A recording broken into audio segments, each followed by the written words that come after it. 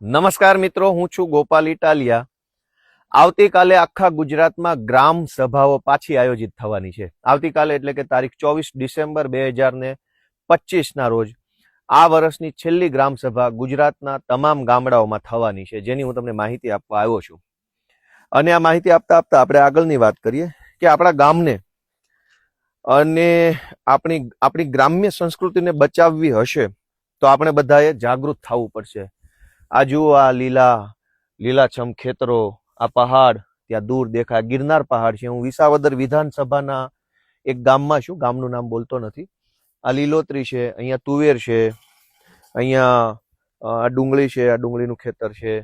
એ સિવાય અલગ અલગ પાક વાવેલા છે ગિરનારના ગોદની અંદરના ગામડા છે. આ બધા અમારા વિસાવદર વિધાનસભામાં ગિરનાર પર્વતનો મોટા ભાગનો હિસ્સો આવી જાય છે. આ પણ તમે જુઓ તો આ ગિરનાર પર્વત છે, વિસાવદર વિધાનસભાનું ગામ છે. મિત્રો, આપણા ગામને, ગ્રામ્ય જીવનને અને ગ્રામ્ય સંસ્કૃતિને બચાવવી હશે તો આપણે બધાએ જાગૃત બનવું પડશે. કોઈ નેતા આવશે, કોઈ પાર્ટી આવશે, કોઈ મહાપુરુષ પેદા થશે અને આપણને બધાને સુખી કરી દેશે, એ વાત જરાક અતિશયોક્તિ ભરેલી છે. કોઈ આવવાનું નથી. આપણે પોતે જ બધાએ તૈયાર થવાનું છે. હવે આપણે જ લડાઈ લડવી પડશે. અમારી પાછળ ડુંગર દેખાય છે, આ ગિરનાર છે. અરવલ્લીના ડુંગરાઓ સરકારે ખોદવા કાઢ્યા છે. મોટી મોટી કંપનીઓ, મોટા મોટા અબજોપતિ રૂપિયાવાળાઓ અને સરકાર, આ બંને એવું માને છે કે આ દેશ એમના પિતાશ્રીનો છે. એટલે સરકાર કંપનીને ડુંગર ખોદવાની મંજૂરી આપી દે અને કંપની એવું બોલે કે મને તો સરકારની મંજૂરી છે, પણ આ ડુંગર થોડો સરકારના બાપાનો છે કે ગમે ત્યારે ખોદી નાખશે. આવા અરવલ્લીનો પહાડ હોય, આ ગિરનારનો પહાડ હોય કે આવા જે કાંઈ ડુંગરાઓ, નદીઓ, જંગલ જે છે એનું રક્ષણ તો સદીઓથી માણસે કર્યું છે. દેશમાં કે દુનિયામાં જ્યારે સરકાર નામનું તત્વ જ નહોતું તે દિવસે આ ડુંગરનું રક્ષણ કોણે કર્યું? આ ડુંગર કોણે બચાવ્યો? આ ડુંગરને કોણે સાચવી રાખ્યો? માણસે, સમાજે, લોકોએ. આજ સરકારને એવું કેમ લાગે છે કે આ ડુંગર એમના પિતાશ્રીનો છે, કે સરકાર મંજૂરી આપશે એટલે કંપની આવીને ખોદી નાખશે? તો મુદ્દો ડુંગરનો નથી, મુદ્દો આપણી જમીનનો છે. આ જમીનની અંદર આ સરસ મજાની ડુંગળી છે, કેટલી મોટી વિશાળ ડુંગળી છે. આ ધરતી માતા સરસ મજાનું ધાન પકવે છે. આ લીલાછમ ખેતરો, આ ડુંગરા, આ ઝાડવા, આ નદીઓ, આ ઝરણા, આબોહવા, એનો માલિક કોણ? સરકાર કે માણસ? સરકાર તો નહીં જ. કંઈક અંશે માણસ ખરો, પણ માણસ પણ નહીં. આનો માલિક ઈશ્વર છે. એટલે ઈશ્વરે બનાવેલી દુનિયાને, એની સુંદરતાને હાચવી રાખવી હોય તો આપણા બધાની હૈયારી જવાબદારી છે. એની જવાબદારી નિભાવવાનો સમય એટલે ગ્રામ સભા. આવતીકાલે 24 તારીખે આખા ગુજરાતમાં ગ્રામ સભાઓ છે. અનેક ગામના ગ્રામ સભાઓની માહિતી પણ ગામના લોકોને આપવામાં નથી આવતી. ક્યાંક ગામના રાજકીય આગેવાનો, ચૂંટાયેલા વ્યક્તિઓ, ક્યાંક ગામના સરકારી અધિકારીઓ, આ બધા લોકોને અંધારામાં રાખીને અલગ મલકના નિર્ણયો લખી નાખે છે. પણ ગામના લોકોને એવું કેમ નથી લાગતું, અને ખાસ કરીને યુવાનોને એવું કેમ નથી લાગતું કે એમણે ગ્રામ સભામાં જવું જોઈએ, ગ્રામ સભામાં હાજરી આપવી જોઈએ, અને જે કંઈ ગામના પ્રશ્નો છે, ગામના પાણીના, સિંચાઈના, વીજળીના, પંચાયત ભવનના, ગામના આંગણવાડીના, ગામના રોડ, કોઈ બી પ્રશ્ન હોય, એક વખત પ્રશ્ન રજૂ કરવો એ તો અધિકાર છે બધાનો. એટલે આજે આ વિડીયોના માધ્યમથી હું ગુજરાતના ગામડામાં રહેતા યુવા મિત્રોને બે હાથ જોડીને વિનંતી કરું છું કે કોઈ આવશે અને આપણને બધાને બચાવશે અને સુખી કરી નાખશે, એ તો કાલ્પનિક વાર્તા છે. એવું કંઈ થવાનું નથી. આપણું ભલું કરવું હશે તો આપણે બધાએ જાગવું પડશે, અને જાગ્યા પછી બોલવું પડશે. ક્યાં જઈને બોલવાનું છે?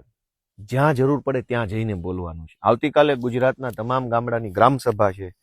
હું દરેક ગામના યુવાનોને વિનંતી કરું છું કે બોલો, અવાજ ઉઠાવો. નથી બોલ્યા એનું પરિણામ તો ભોગવી જ રહ્યા છીએ. બોલીને જોઈ લઈએ એક વખત કે બોલ્યા પછી પરિણામ શું આવે છે. ગોપાલ ઇટાલિયા આજથી વર્ષો પહેલા જાગૃત થયો અને 4 શબ્દો બોલ્યો તો થોડીક તકલીફ પડી, પણ તકલીફ પછી આજનો ગોપાલ ઇટાલિયા શું છે, કેવો છે, એ તમે જોઈ રહ્યા છો.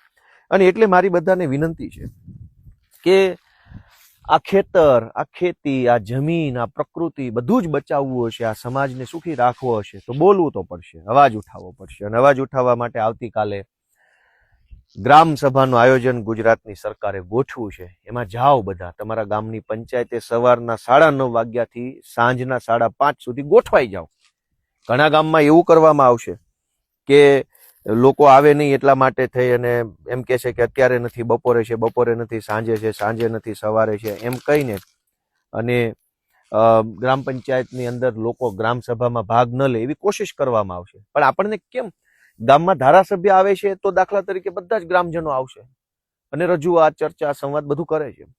પણ મિત્રો, આપણું ભલું કરવાની, આપણું સારું કરવાની, આપણો વિકાસ કરવાની, આપણને પોતાને સુખી અને સંપન્ન બનાવવાની જવાબદારી આપણી પોતાની છે. આપણે જાગૃત બનવું જોઈએ. આ સરસ મજાની કેવડી મોટી ડુંગળી છે. મેં તો ખાલી એક સેમ્પલ માટે અમારા ખેડૂત આગેવાન છે, આ જેનું ખેતર છે, અમારા વિસાવદર પંથકના જ છે, એમની મંજૂરી અગાઉ લીધેલી વિડીયો ચાલુ કરતા પહેલા કે એકાદી ડુંગળી હું અમારા બધા કાર્યકર્તાને બતાવવા કાઢીશ કે જો આ ગિરનારની ગોદમાં અમારે પ્રાકૃતિક ખેતી થાય છે, એ રસાયણ મુક્ત, ઝેર મુક્ત, ઘોંઘાટ મુક્ત, પ્રદૂષણ મુક્ત જીવન જીવે છે અહીંના લોકો. આ અમારું જો આ ઘર બતાવો અમારા આગેવાનને, શાંતિથી જીવવાનું ગિરનારની તળેટીમાં અને સારું જીવન જીવવાનું.